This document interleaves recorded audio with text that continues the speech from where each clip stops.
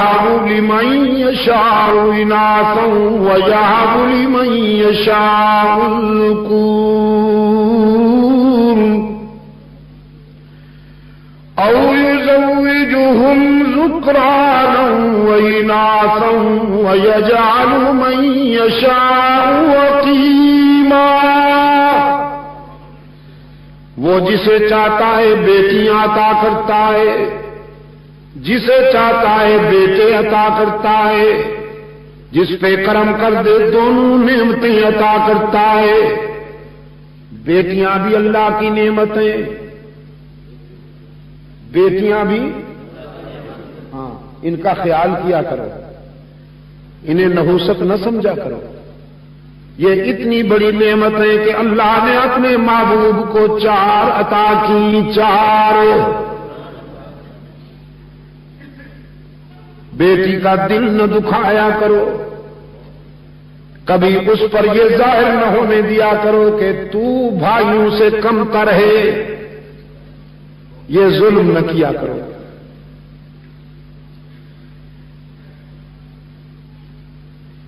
رحمت عالم صلی اللہ علیہ وسلم اپنی بڑی لخت جگر سیدہ زینب رضی اللہ تعالی عنہا کی وفات کے بعد ان کی بیٹی اپنی نواسی حضرت امامہ بنت زینب رضی اللہ تعالی عنہا کو، چھوٹی بچی تھی، کبھی سینے سے لگا لیتے تھے، کبھی کندھے پہ اٹھا دیتے تھے، کبھی امامہ کی زلفیں چومتے تھے، کبھی اس کے ننھے ننھے ہاتھوں کا بوسہ لیتے تھے، اور پھر آنسو برستے تھے رسول اللہ کی نگاہوں سے، انتہائی دقت کے عالم میں فرمایا کرتے تھے امامہ میری زینب کی نشانی ہے، اور زینب مجھے نہیں بھولتی، میری بہت پیاری بیٹی تھی، میری وجہ سے ستائی گئی اور شہید کی گئی۔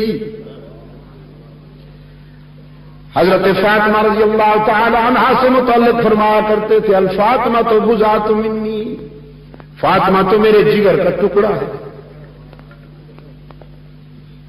بیٹی اللہ کی رحمت ہوتی ہے۔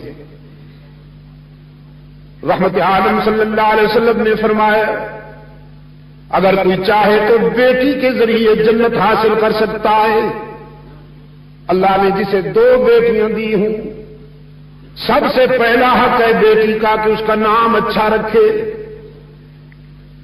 پھر اسے تعلیم دلوائے، وہ تعلیم کہ جس کی روشنی میں وہ خود کو اور خدا کو پہچان سکے۔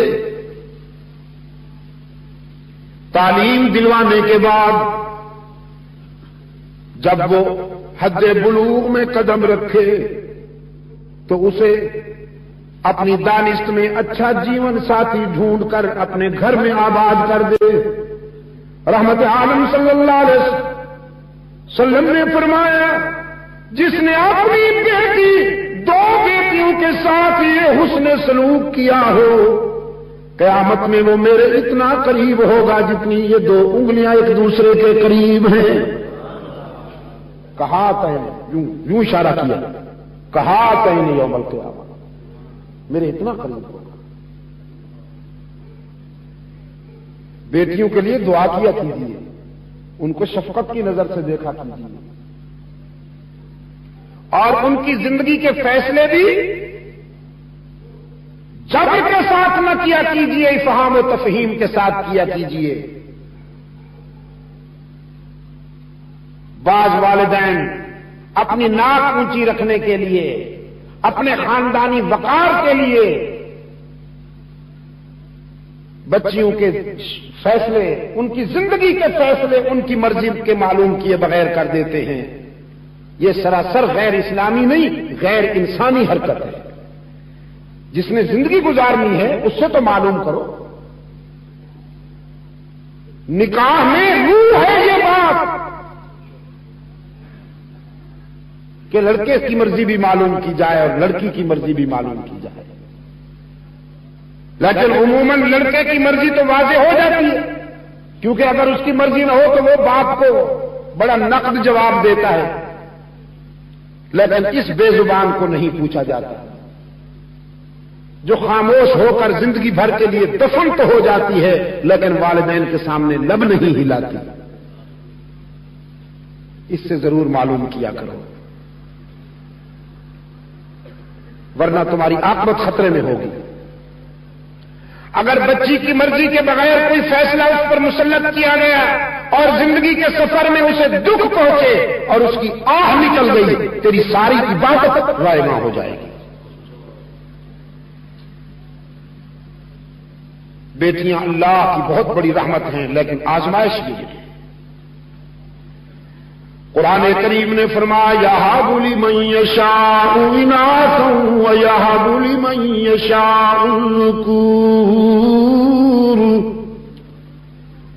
او یزوجہم ذکرانا واناثا ویجعل من یشاء عقیما. اولاد عطا کرنے والا کون؟ رزق دینے والا کون؟ رب العالمین نے فرمایا الست بربکم. دنیا میں جا کر تمہارا رب کون ہوگا؟ کس کے آگے سر جھکاؤ گے؟ تمام انسانوں نے ایک ہی زبان سے جواب دیا بلا. اے موسم اعظم ہم وعدہ کرتے ہیں کہ تیرے سوا ہم کسی کو اپنا رب نہیں مانیں گے. قرآن کریم نے فرمایا قضا ربک الا تعبدوا الا ایہ. تقدیر کے قلم نے فیصلہ کر دیا کہ اللہ کے سوا کسی کی عبادت نہیں کرنی. سر اس کے آگے جھکنا چاہیے. اس کے سوا اگر کسی نبی ولی کے آگے جھکا تو معاف نہیں ہوگا.